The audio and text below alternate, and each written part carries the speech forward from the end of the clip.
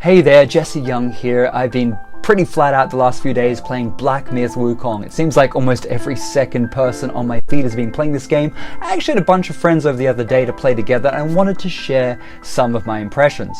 So I first heard about Black Myth Wukong back in 2020 when most people did with the 13-minute gameplay demo reveal. And at that time it was on Unreal Engine 4. They since migrated to Unreal Engine 5, but boy did it look good at that time. And it was a unique take, taking Chinese mythology in a single-player AAA game, which is something we hadn't seen before. Now, after playing the game for quite a while, I can see that it is a Souls-like game. So you're talking your From Software titles, Dark Souls, Demon Souls, Elder Ring, which are kind of more hardcore action RPG style games. You also have your Team Ninja games like Neo, Neo 2, and specifically last year's Wukong Fallen Dynasty, which also took on Chinese mythology, but it was a Japanese company. So it's great to see a local domestic developer doing Chinese mythology. There is a lot to explore in Wukong, so if you're looking for those epic experiences and you don't mind a challenge, then I would really recommend this game. The developer Game Science has had to thread is balancing the expectations of a domestic audience against a foreign audience that maybe isn't as familiar with the Journey to the West myths. Of course, we had Dragon Ball, which was globally popular, which is basically a takeoff of Journey of the West. Australia also had Monkey Magic in the 70s, and DC recently has even had a Monkey Prince comic.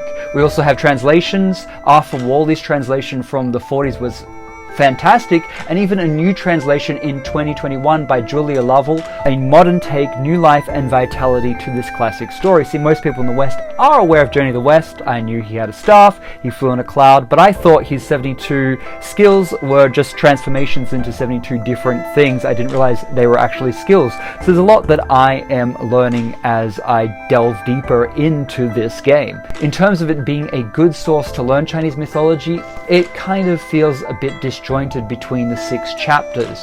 So I feel like it's kind of a lost situation. There's a lot of people on Reddit, and I found a lot of sites that were really helpful. So you can see all these people sleuthing it out on Reddit. There is a real appetite for getting into the nitty-gritty of this mythology. So while it's not presented in a straightforward manner and it doesn't hold your hand, I think this kind of plays to the strengths, because it's getting people to do the work, to dig deeper if they really want to understand it.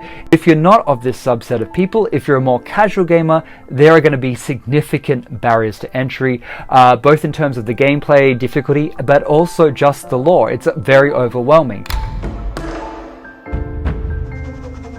So I've been playing on PS5. I haven't encountered any game-breaking bugs or crashes, though I have encountered some noticeable frame rate dips, though that might be my TV. I get a stutter sometimes. Overall, the whole experience is a smooth package. The UI is pleasing, there's some great touches, like in fast travel locations you can see where the NPCs are located. And just in terms of combat, I like the fact that it's not so much focused on parrying.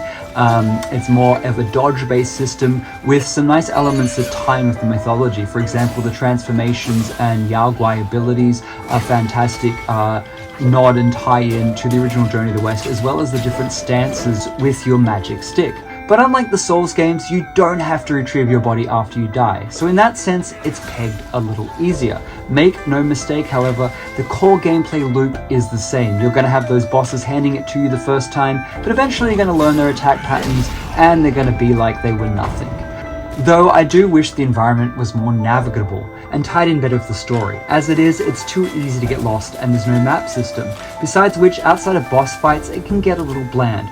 Sure, there's some great tie-in elements like the meditation spots also being a way to level up, and some design choices which are frankly baffling, like the fact you run out of items from the store long before you've mastered the bosses for which you need them.